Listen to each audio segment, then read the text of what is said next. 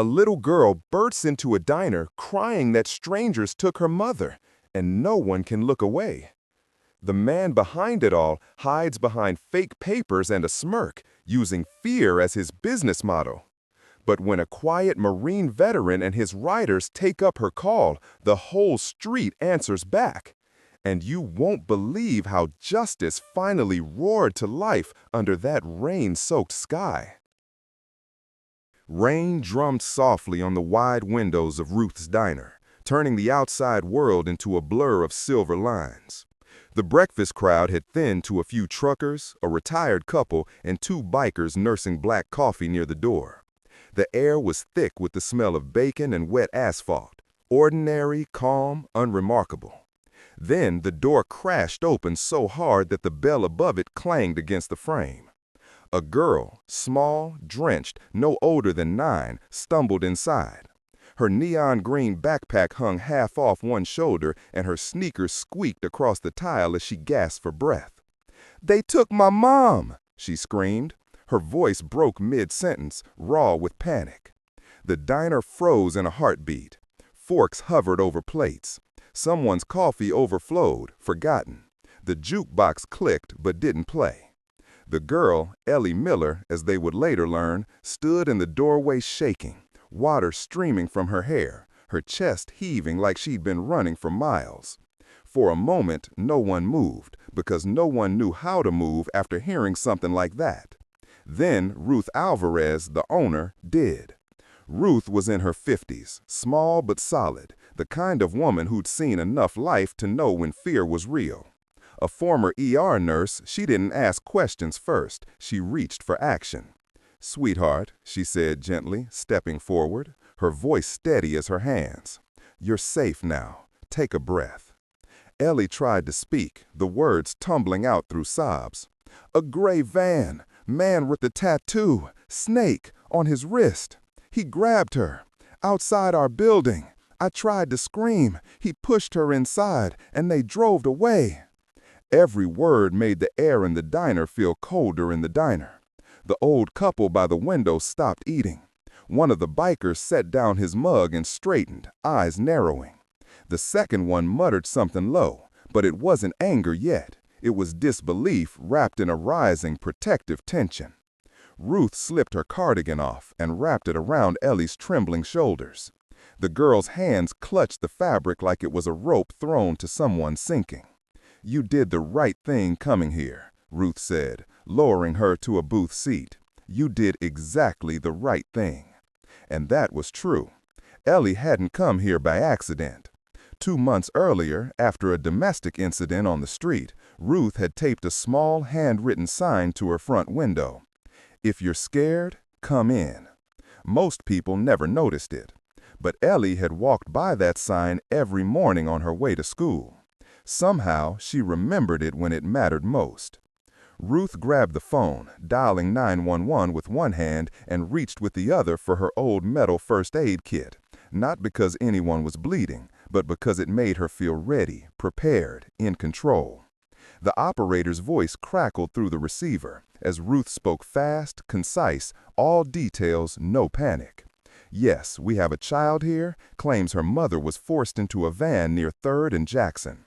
Gray van, male suspect, tattoo of a snake on the wrist. Child is safe, name's Ellie Miller." The operator promised help was on the way, but Ruth could already feel the pressure rising around her. The quiet anger that grows in small towns when something crosses the line. By the time she hung up, the diner had changed. The silence wasn't fear anymore, it was purpose. Everyone knew what the next 10 minutes would mean. Forks clinked onto plates. Chairs scraped back. Eyes met. Nods passed. The town's heart had shifted, and the unspoken truth settled over the room like thunder before the first strike. A mother had just been taken, and no one here was going to let that stand. The diner was never loud, but now it felt hushed in a different way. The kind of silence that doesn't mean calm, but focus. Forks rested on cold plates. Eyes shifted toward the corner booth where 3 men sat in worn leather, patches on their backs darkened by rain. They were the Iron Saints, a small local motorcycle club that most people in Hartsburg knew by sight, if not by name. They kept mostly to themselves, veterans, mechanics, and drifters who turned the noise of engines into a kind of therapy. They helped fix bikes, organized charity rides for veterans, and made sure certain kinds of trouble didn't stick around too long in town. Their president, Mason Cole, rose slowly, the legs of his chair scraping the tile. He wasn't tall in the way that drew attention, but the way he stood carried weight. Years of service in the Marines had built him solid. Years after had carved quiet into his voice. His hands, scarred, fingers slightly bent from a dozen breaks, rested on the table before him as he listened. "Gray van, snake tattoo," Ruth repeated, voice low. Mason's eyes darkened at the words. He knew exactly what that meant. He'd seen that tattoo before, curling up the wrist of Trevor Hanks, the man behind Riverguard Recovery, a bail recovery outfit that had started legitimate and ended nowhere near it. Trevor's business was built on intimidation disguised as legality. He took on collections that weren't debts, repossessions that weren't sanctioned, and scare tactics that passed for paperwork. When fear worked, he got paid. When it didn't, he made sure it did. And that snake, coiled around a dagger, wasn't just ink. It was a statement. You can't run faster than my reach. Mason hated that kind of man. He'd spent too long in places where people turned fear into profit. Overseas in deserts, and back home in small towns just like this one. He knew the type who smiled while others shook, who thought power meant taking what you wanted because nobody could stop you. He didn't need to say a word. The two riders with him, Jen Switch Carver and Hank Ledger Malone, already read the look in his eyes. Switch leaned forward, her short hair plastered from the rain, her jaw tense. Ledger, older, eyes like worn steel, muttered, "You thinking what I'm thinking?" "Yeah," Mason said quietly. "Trevor." Ruth had moved back behind the counter, trying to keep her voice steady for Ellie's sake. She slid a napkin under the girl's trembling hands and pushed over a small tablet from the counter. "Sweetheart," she said softly, "does your mom have that safety app, the one where you can see where she is?" Ellie blinked, then nodded quickly. Her mom, Lena, had set it up months ago after someone tried breaking into their car one night. She opened the app with shaking fingers. The map loaded slowly, the dot pulsing in faint blue light. "There," Ellie whispered, pointing. "That's her phone." The blue dot hovered near the old Riverside Cannery, a rusted-out building by the edge of town where no one went anymore, except for drifters and people who didn't want to be found. Ruth swallowed hard and relayed the address to the dispatcher. The woman on the other end sounded calm, professional, too calm for what was happening. She said help was on the way, that units were being reassigned, but the phrasing, "as fast as possible," didn't sound fast enough. When Ruth hung up, the silence in the diner was different again. It wasn't shock anymore. It was something harder, heavier, like the air itself knew a line had been crossed. Ellie sat with her arms around her backpack, eyes red and wide. Ruth crouched beside her, smoothing the cardigan around her shoulders. "They'll find her," Ruth promised, though her voice trembled a little on the last word. Across the room, Mason glanced at his crew. The rain outside had eased, leaving the streets slick and shining. Somewhere out there, a mother was being driven away from her child, and the people who should have stopped it were still miles off. Mason didn't need an order. He'd already made a choice. He looked once at Ellie, just a kid, clutching her courage tighter than her backpack, and something in him shifted. That was all it took. The diner clock ticked too loud. The smell of burnt coffee lingered in the air. And as Ruth dialed dispatch again to confirm the ETA, Mason Cole quietly reached for his keys. The Iron Saints didn't believe in waiting when someone innocent was in danger. In that moment, hatred had a name, a face, a van. And Hartsburg, a town that usually minded its own business, was about to remember what happened when you picked the wrong street to hunt on. Mason didn't hesitate. He didn't raise his voice or make a speech. He just turned toward Ellie, one hand raised, palm open, a silent vow more powerful than any promise. "We're going to her," he said, his tone low and certain, as if it was already a fact. Ellie blinked, still trembling, but in that moment, something steadied inside her. Maybe it was the way Mason spoke, calm, not loud, not rushed, the way adults talk when they've decided something important. He gave a brief nod toward his crew. No shouting, no chaos, just motion. The kind that comes from people who've seen what happens when seconds are wasted. Jen Switch Carver was the first to move. She was lean, quick, and known for being able to turn a pickup truck across a narrow street like it was a dance. Her jaw was tight, eyes sharp under the diner lights. Next came Hank Ledger Malone, older than the rest, his gray-streaked beard still damp from the rain. Years ago, he'd worked under Trevor Hanks at River Guard Recovery, until the day he watched an elderly woman cry over a machine that kept her husband breathing while Trevor called it collateral. Ledger quit that day, and he never forgot it. Mike Stitch Harris followed, quiet and steady. He was a mechanic who carried a full trauma kit on his bike, a habit left over from a roadside accident years ago. He treated it like part of his gear, as essential as gas or brakes. The three of them stood by Mason's side, a silent formation of resolve. Outside, the rain hadn't stopped, but it had softened, a cold mist that clung to the pavement and turned the street lights into blurry halos. The moment their boots hit the concrete, the night answered back with sound. Engines came alive one by one, deep and low, like thunder building under a dark sky. The noise rolled through the narrow streets, not angry, just powerful. The kind of sound that made windows shake and people glance outside, wondering what storm was coming.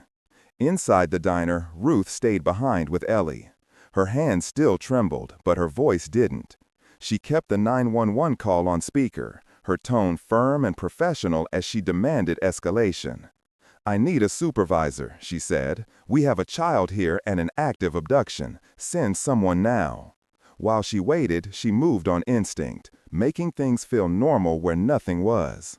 She filled a tall glass with chocolate milk, added 2 scoops of ice cream, and pushed it across the counter toward Ellie. "Drink this," she said softly. "You did the brave thing." She tore a napkin from the dispenser and wrote on it in her looping handwriting. "You did the brave thing. We won't stop." Then she slid the note next to the glass, as if words could hold a child together better than anything else could. Out on the street, Mason led the Iron Saints through the rain-slicked intersections. They didn't blast sirens or speed like a movie chase. They moved with precision, ghosting through empty alleys, cutting through back routes that only locals knew. Ledger rode in front, guiding them with the quiet confidence of someone who'd memorized the shortcuts Trevor used back when he was still playing by the rules.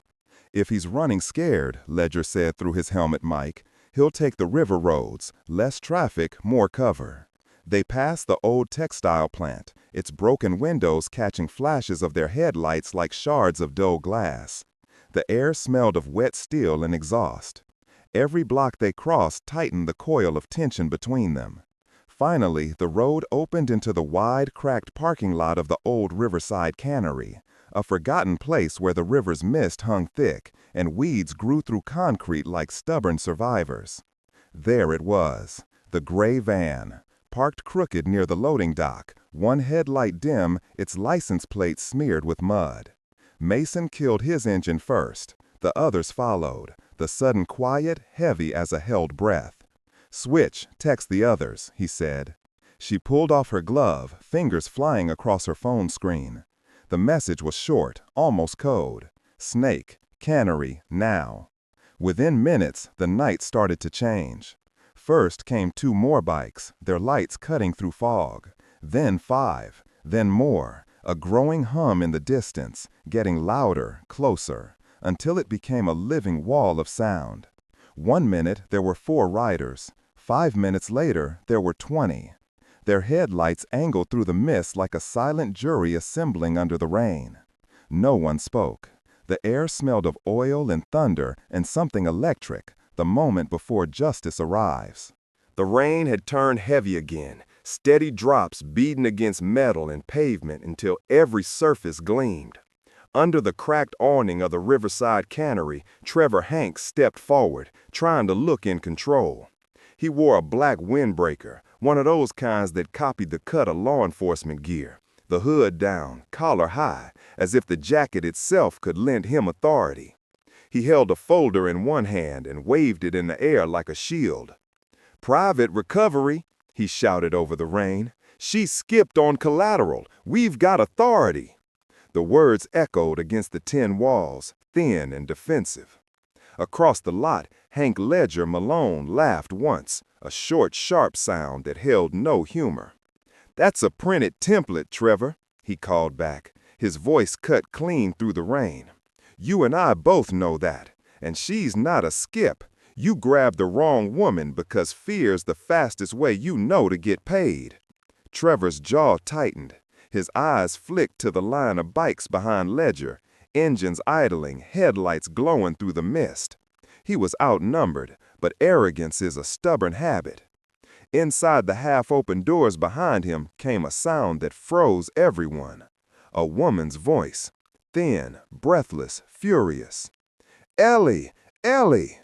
Lena Miller.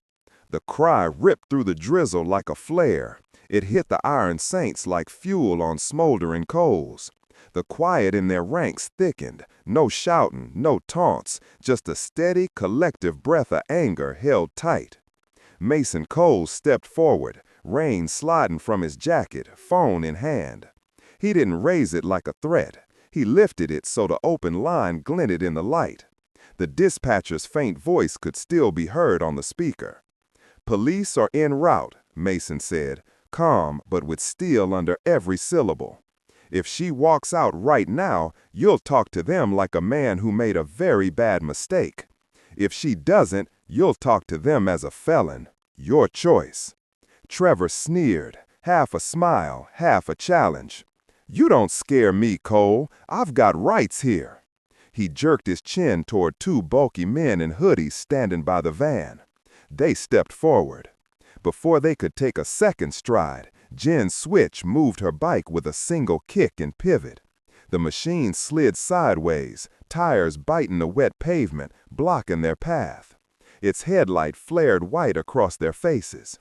The rest of the Saints followed suit, no words needed. One by one, bikes rolled into place, forming a crescent of steel across the lot. The engine stayed running, a low, synchronized growl that filled the silence like the hum of restrained thunder. No one revved, no one shouted. The noise was steady, controlled, a sound that said, "We're here, and we're not backing away." Trevor looked around and finally saw what he'd walked into. He'd mistaken this street for the kind that looked away. And now, the street itself had answered. Back at the diner, Ruth Alvarez had pressed the security feed to go live.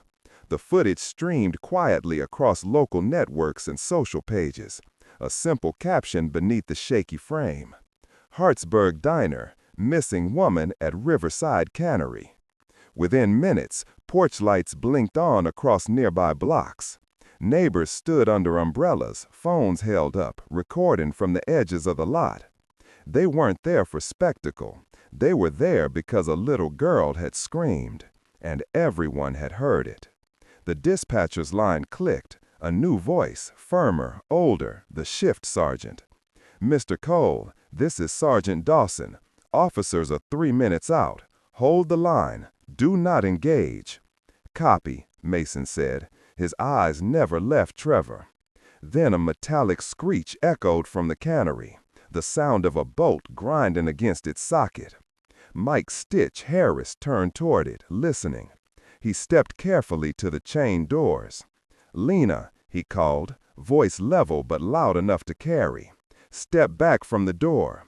When it opens, don't run. Walk straight toward me. You'll be okay." It was a risk to say her name, but sometimes people need something to hold on to more than they need secrecy. Rain hammered the ground harder. Trevor's hand twitched on the folder as if he still believed paper could rewrite what everyone had just seen. Then it slipped. A gust of wind knocked it from his grip. Sheets spilled across the wet concrete, pages fanning out under the streetlight. Ledger stooped, picked one up, eyes narrowing. The address at the top of the page was clear, printed in bold. Apartment 3B. Lena Miller lived in 3A. Wrong door, wrong woman. For a heartbeat, the entire lot seemed to go still. Even Trevor froze, eyes flicking to the page in disbelief as the rain soaked the ink. His excuses washed away with the color bleeding from the paper. He'd built his business on threats and bluffs, but tonight, under the rain, truth had its own kind of gravity. The Iron Saints didn't move. They didn't need to. The evidence was lying right there between them. A single, simple proof that fear had gone too far, and the wrong people had paid for it. All that was left now was for justice to arrive, and the storm to finish what it started. The air was alive with sound, sirens weaving through the steady pulse of idling engines, blue and red lights slicing through the mist. Their reflections rippled in puddles, bending and flashing across the row of motorcycles like liquid lightning. The storm had lost its rage, but left behind a sky the color of cold iron. 2 patrol cars swung wide into the lot, tires hissing across wet pavement, followed by a dark, unmarked sedan. Doors opened in quick rhythm.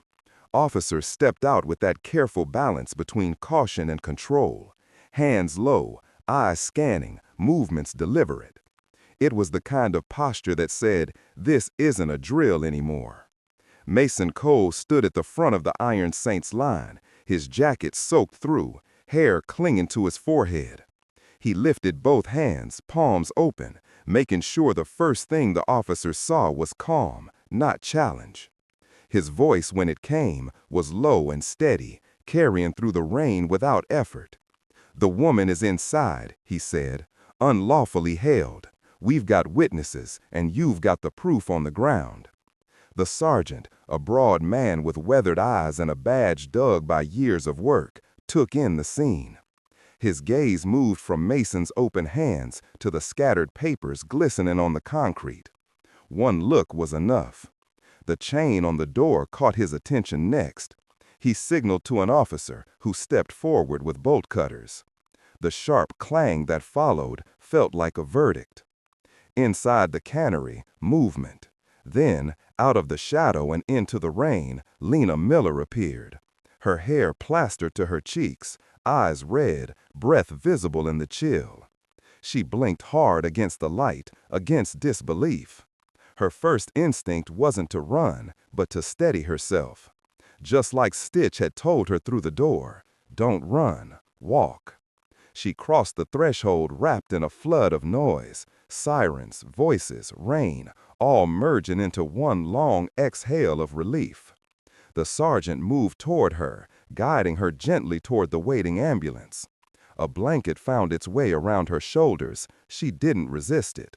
For the first time since the morning, she let someone else take control.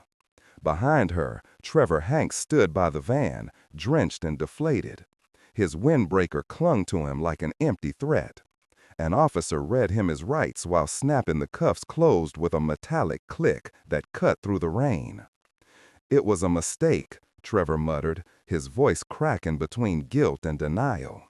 Ledger turned to him, his tone even but cold as river stone. "Mistakes don't shove mothers into vans," he said, and that was the end of it. By the time the sky began to clear, the sirens had faded into distance, leaving behind a strange kind of quiet, the kind that follows justice finally catching up. At Ruth's Diner, the door swung open again, but this time the sound wasn't panic, it was hope. Ruth stood behind the counter, her eyes glassy as she watched Lena and Ellie close the distance between them. Lena dropped to her knees on the linoleum floor, and Ellie fell into her arms like gravity had been waiting for it. The first sob that came out of Ellie was pure pain. Days, hours, seconds of fear breaking all at once. The next sound was softer, rounder, the kind that carries relief inside it. The diner seemed to breathe with them. Conversation stopped, then slowly started again, voices quiet, almost reverent. The iron saints, soaked and silent, lined up along the counter. No one raised a toast, no one cheered. Ruth poured black coffee into mismatched mugs and slid them down the line like medals that didn't need ceremony. Mason crouched beside Ellie, his wet jacket creasing against the tile. "You know what saved her?" he asked. Ellie looked up, eyes still wide, cheeks blotchy from tears. "That dot on your screen," he said. "That's what did it." Ellie nodded, a small shaky movement, then clung tighter to her mom. Her neon backpack sagged against her back, heavy with water, but shining like a badge. In the slow unraveling of the day, motives took shape, clear as the footprints drying on the floor.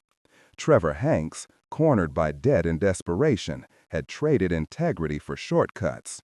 Every false signature, every forged threat was another way to outrun failure.